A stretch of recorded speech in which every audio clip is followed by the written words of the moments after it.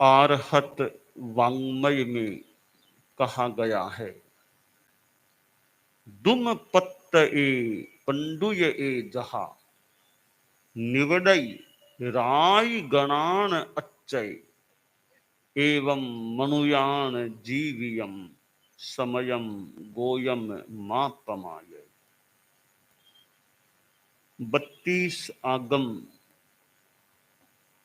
हमारे यहाँ प्रमाण के रूप में सम्मत हैं। 11 अंग, 12 उपांग, 4 मूल, 4 छेद, 1 आवश्यक। जो 4 मूल का वर्गीकरण है, उन 4 आगमों में एक है उत्तराध्ययनानि, यानी उत्तराध्ययन। उसमें 36 चैप्टर्स अध्ययन है और उन 36 अध्ययनों वाले उत्तराध्ययनानि आगम में तात्विक जानकारियां भी प्राप्त होती हैं और कुछ मानो घटना प्रसंग या कथानक के रूप में भी कुछ बात प्राप्त होती है। और अप्रमाद का संदेश, अध्यात्म साधना के प्रयोग, अध्यात्म साधना के निर्देश भी उस आगम में प्राप्त होते हैं। उत्तराध्ययनानि का 10वां अध्ययन है, छोटा ही है और मैं भूल न करूं तो मैंने देखा परम पूज्य गुरुदेव तुलसी, मेरी स्मृति ठीक हो इस बात में, तो खड़े खड़े पश्चिम रात्रि में 10वें इस अध्ययन का वो स्वाध्याय करते थे। छोटा सा और मानो प्रमाद न करने का संदेश देने वाला, मानो गौतम के नाम संदेश है, समयम गोयम मापमाये। और ये एक संदेश बार बार बार बार बार बार आगे आगे श्लोकों में आता है। उत्तराध्ययनानि में एक ही चरण बार बार बार बार रिपीट हो, ऐसा यह 10वां अध्ययन है। इस अध्ययन में अनित्यता की बात भी प्रदर्शित की गई है, उसको बताकर प्रमाद न करने की एक उपदिष्टि की गई है।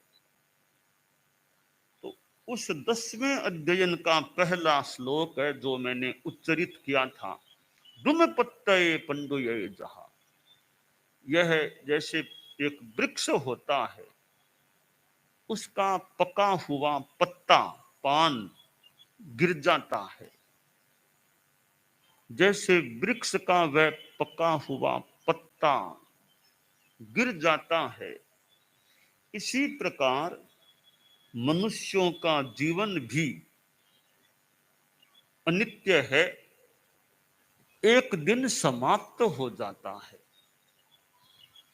चूंकि जीवन अनित्य है, हमेशा ही यहाँ रहना हो तो ठीक है, बैठे हैं, जाना है एक दिन, इसलिए जागरूकता रखो, तैयारी रखो कि समयम गोयम मापमाये। गौतम, समय मात्र भी प्रमाद मत करो, जागरूक रहो, हम क्षण क्षण का अच्छा उपयोग करें। जैन दर्शन में केवल नित्यता को भी स्वीकार नहीं किया गया है और केवल अनित्यता को भी स्वीकार नहीं किया गया है, दोनों को स्वीकार किया गया है कि नित्यता भी है और अनित्यता भी है।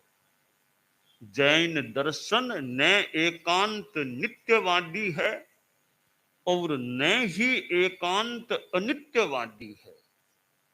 तो क्या है? जैन दर्शन नित्यानित्यवादी है, कि नित्य भी है अनित्य भी है। एक ही पदार्थ में नित्यता भी है और अनित्यता भी है। आकाश है आदीप मव्योम समस्व भावम शाद्वाद मुद्रा नति भेद वस्तु तन्नित्य में वैक मनित्य मन्य दितित्वदाज्ञा दुसताम प्रलापः। कि दिए से लेकर आकाश तक हर पदार्थ नित्य भी है अनित्य भी है। दिया कि दिया तो अनित्य है, आकाश तो नित्य है। यह नित्य अनित्यवाद की बात में बताया गया कि दिया अनित्य है तो उसमें नित्यता भी है। आकाश नित्य है तो उसमें अनित्यता भी है। दोनों है। हमारे कई जानकार चारित्रात्माएं भी हैं कि दिए को ऐसे अनित्य रूप में, दिए की लो मान लो अनित्य है और आकाश नित्य है। यो तो नित्यानित्यवाद की बात है, पर इसको और एक तरीके से समझें कि दिए की लौ एक पर्याय है, पर्याय में फिर द्रव्य द्रव्य भी है। तो एक चिंतन यह आता है कि दिए में अनित्यता की प्रधानता है। उस अनित्यता में मानो सन्निहित नित्यता है, तो प्रधानता अनित्यता की, उसमें नित्यता भी सन्निहित है।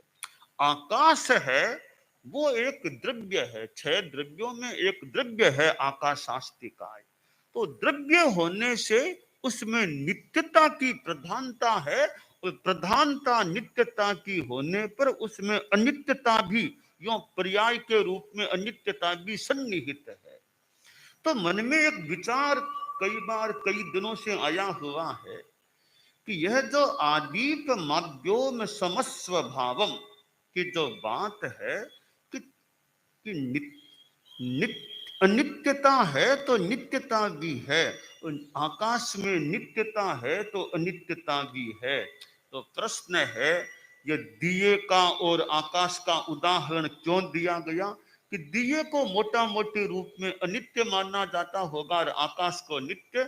तो ग्रंथकार ने कहा जो अनित्य लगता है या है उसमें नित्यता भी है, जो आकाश नित्य लगता है उसमें अनित्यता भी है।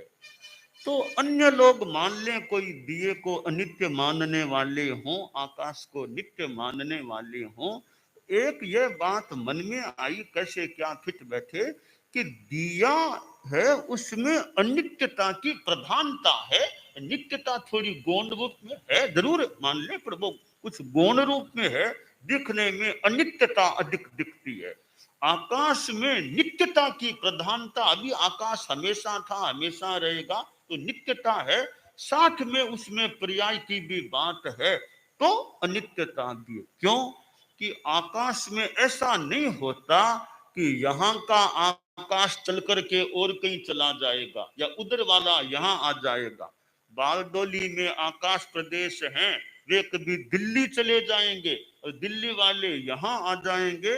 इस रूप में अनित्यता नहीं, ये नित्यता है। यहाँ के आकाश प्रदेश यही रहेंगे, दिल्ली के दिल्ली में ही रहेंगे, तो यह तो नित्यता है ही है। तो आकाश में नित्यता की प्रधानता है, साथ में अनित्यता भी, उसका पक्ष थोड़ा गौण हो सकता है। और दिए में अनित्यता प्रधानता है, वो पर्याय है, उसमें मुख्यता पर्याय की है, अंतर सन्निहित, अंतः सन्निहित नित्यता भी है। नित्यता है तभी पर्याय है। तो जो संस्कृत में जो बड़ा सुंदर कहा गया, द्रव्यम पर्याय वियुतम पर्याया द्रव्य वर्जिता वकदा केन किम रूपा दृष्टा मानेन केन वा, जो भी कि द्रव्य है वो पर्याय रहित नहीं होता, पर्याय द्रव्य विहीन नहीं होता। द्रव्य है तो पर्याय भी है, पर्याय है तो द्रव्य भी है, यानी नित्यता है तो अनित्यता भी है और अनित्यता है तो नित्यता भी है, यह बात तो ठीक मान ले। पर इसमें हम प्रधानता और गौणता का कहीं कहीं एक दर्शन संभवतः कर सकते हैं कि दिए में अनित्यता की प्रधानता है, नित्यता की गौणता है, या अंतः सन्निहितता है। आकाश में नित्यता की प्रधानता है, उसमें अनित्यता की गौणता है, कुछ अंतः सन्निहितता है। तो यह प्रधानता और गौणता को साथ में जोड़ दें तो ऐसा प्रतीत होता है कि जो आकाश को कोई नित्य ही मानता हो, वो आकाश की मानो वो नित्यता की प्रधानता कोई मुख्यतया ले लिया कि आकाश नित्य है। दिए को कोई अनित्य ही माने तो वो उसने पर्याय को मुख्यता दे करके उसको मानो अनित्य कह दे। तो कहने वालों का एक विवक्षा या दृष्टि का भेद हो सकता है। तो मुझे इस संदर्भ में यह जो श्लोक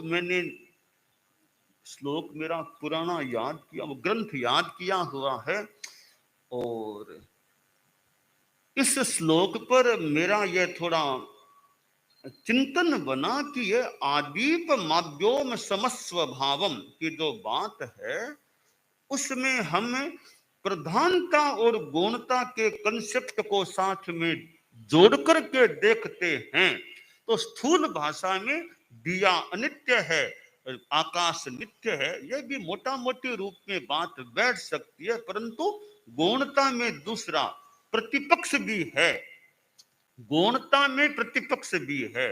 दिए में अनित्यता की प्रधानता है तो अंतः सन्निहित वो नित्यता भी है।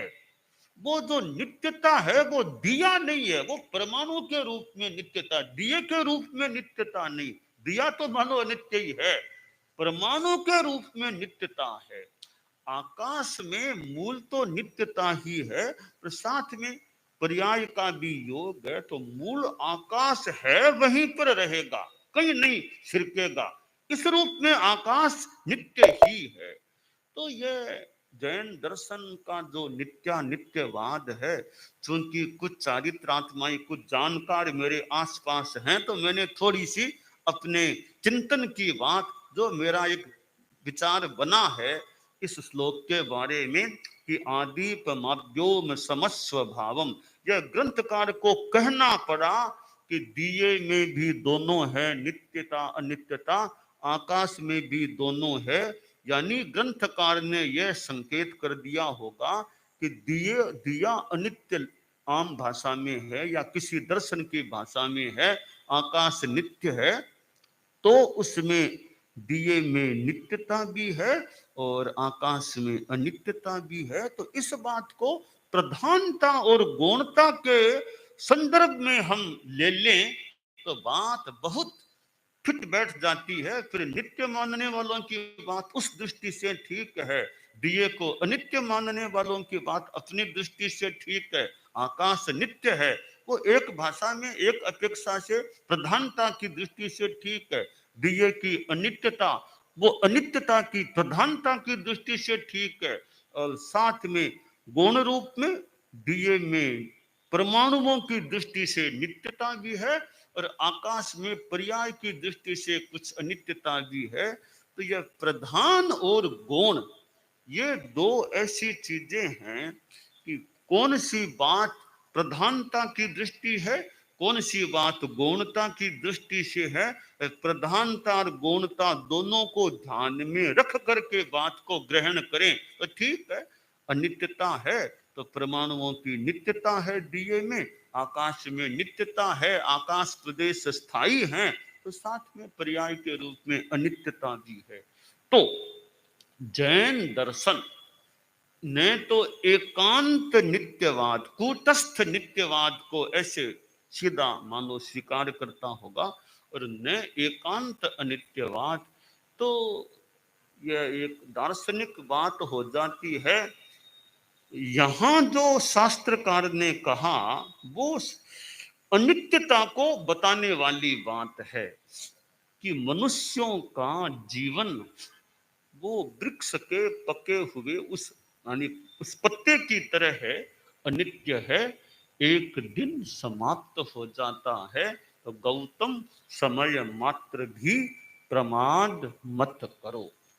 यह जीवन है वह अनित्य है, यानी पर्याय अनित्य। यह हमारा जीवन भी एक पर्याय भी तो है, पर्याय है, इसलिए अनित्य है।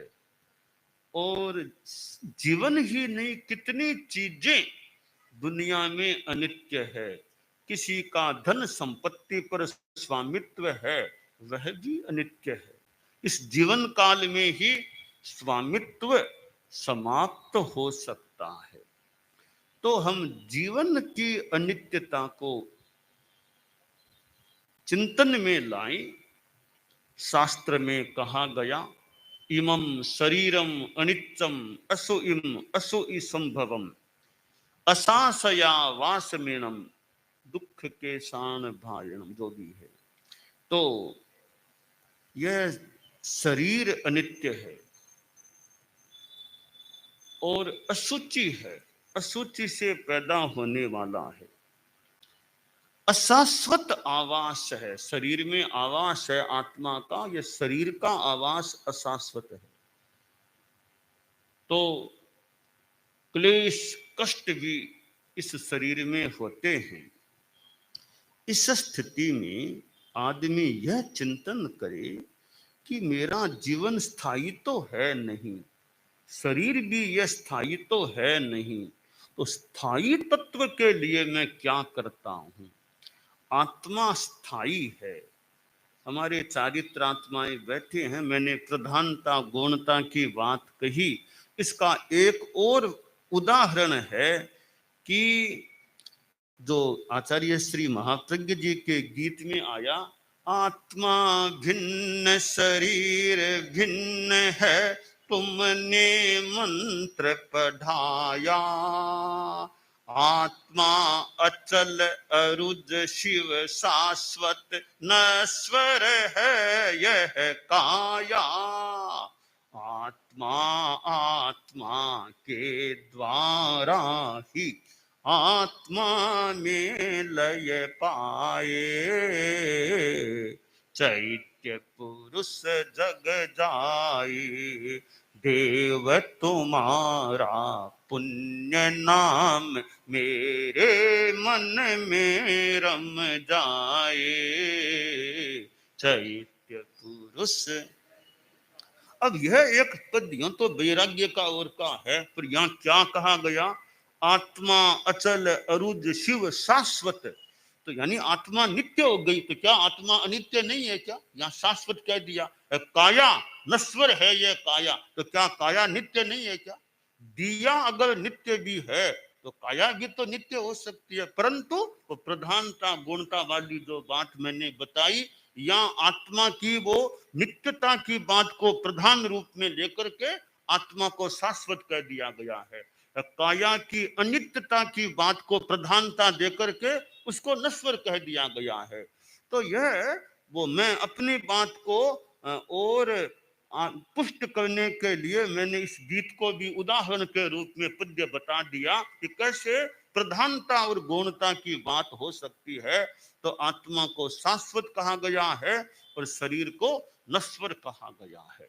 तो है बात जो ठीक भी लगती है, आत्मा तो स्थायी है, आगे भी जाने वाली है, रहने वाली है, शरीर तो नष्ट होने वाला है। तो प्रधानता गौणता की बात है। हम करें क्या? करें यह है कि हम आत्मा के हित पर ध्यान दें कि शरीर तो विनाश धर्मा है। इसको लोग स्नान कराते हैं, कितना हम खाना खिलाते हैं, नाश्ता करो, लंच करो, डिनर लो, वो पियो, वो पियो। इस शरीर के लिए कितना करते हैं। कपड़े ओढ़ दो, सर्दी आ गई तो गर्म कपड़े ओढ़ दो, यानी शरीर की साता सुरक्षा के लिए कितना करते हैं। फिर आखिर जाकर के जिसके लिए इतना करते हैं वो विनाश को प्राप्त होने वाला है। आत्मा स्थायी है। स्थायी क्यों है? आत्मा के जो असंख्य प्रदेश हैं, असंख्य प्रदेशों का पिंड आत्मा है। वो कभी भी ऐसा नहीं होगा कि आत्मा के दो टुकड़े हो जाएं। अनंत काल में किसी की ताकत नहीं कि आत्मा के टुकड़े टुकड़े कर दे। जो सिद्धांत की बात है, छिपकली का तो पूंछ अलग हो जाए, बाकी शरीर अलग, शरीर के टुकड़े हो जाएं।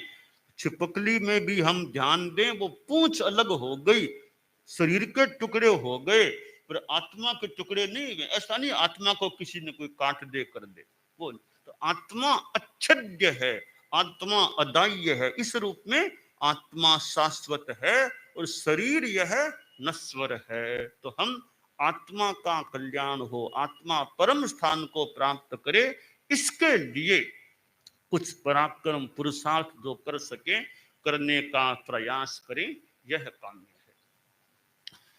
दानान शिष्ठम अभयपयानम सच्चे सुया अणवज्जं वयन्ति तवेषु या उत्तम बंभचेरम लोगुत्तमे समणेनाय पुत्ते।